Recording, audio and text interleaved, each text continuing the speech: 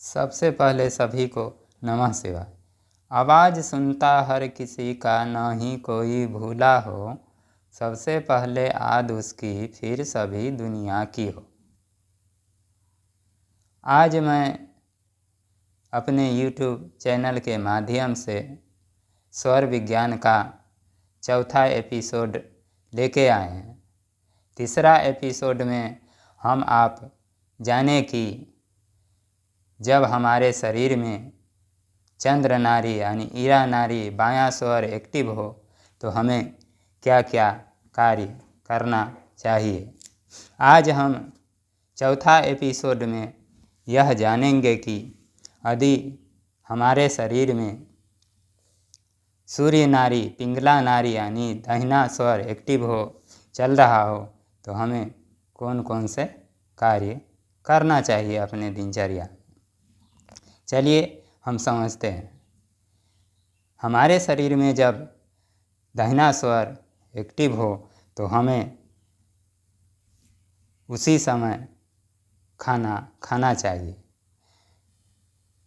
Toilet जाना हो तो भी हमें सूर्य स्वर में ही जाना चाहिए।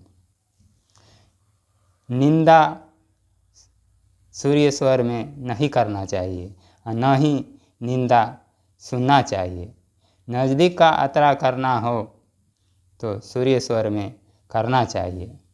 खाना खाना हो तो सूर्य स्वर में खाना चाहिए। दुकान खोलना हो तो सूर्य स्वर में ही खोलना चाहिए। रेकी करना हो तो सूर्य स्वर में ही करना चाहिए। हीलिंग करना हो तो सूर्य स्वर में ही करना चाहिए। झाड़ा लगाना हो तो किसी को तो सूर्य स्वर में ही लगाना चाहिए। किसी को अपनी बात मनवानी हो तो सूर्य स्वर में ही उनसे बात करना चाहिए। उतारा करना हो तो सूर्य स्वर में ही करना चाहिए। टोटका करना हो तो सूर्य स्वर में ही करना चाहिए। वजनी काम करना हो तो सूर्य स्वर में ही करना चाहिए। बिजनेस के लिए ज़मीन लेना हो तो सूर्य स्वर में ही उनसे बात करना चाहिए। ज़मीन बेचना हो तो सूर्य स्वर में ही उनसे बात करना चाहिए। सरकारी ऑफिस और प्राइवेट ऑफिस में जाना हो तो सूर्य स्वर में ही जाना चाहिए। पदाधिकारी से बात करना हो तो सूर्य स्वर में ही करना चाहिए। काम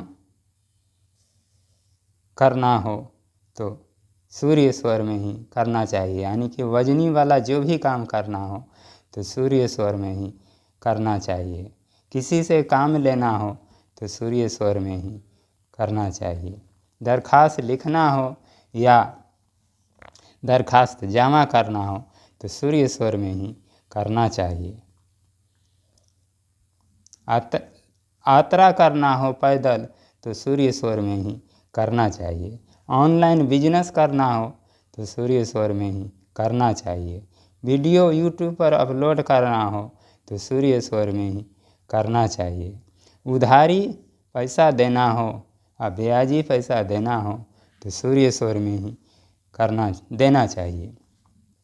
तामसी मंत्र या देवी मंत्र का जाप करना हो तो सूर्य स्वर में ही करना चाहिए। दवाई टैबलेट फॉर्म में खाना हो तो सूर्य स्वर में खाएं और यदि लिक्विड खाना हो तो चंद्र स्वर में खाएं। आज हम आप जाने कि सूर्य स्वर जब हमारे शरीर में एक्टिव रहता है तो हमें क्या क्या कार्य करना चाहिए। हम आप यदि यह श्वास को यानी कि 72,000 जो हमारे शरीर में नाड़ियाँ हैं, जिसमें कि प्रमुख नाड़ियाँ 3 हैं, ईरा, पिंगला और सुषुम्ना। यदि इसको पकड़ लिए तो हम आपके जीवन में बाहर आ जाएगा। अब हम 5वां एपिसोड में जानेंगे कि सुषुम्ना नाड़ी जब हमारे शरीर में एक्टिव हो तो हमें कौन कौन से कार्य करना चाहिए। यदि ऐसा ही वीडियो सबसे पहले मिले तो मेरे चैनल को सब्सक्राइब और बेल आइकन दबाना न भूलें। नमः शिवाय। मिलते हैं अगले वीडियो में।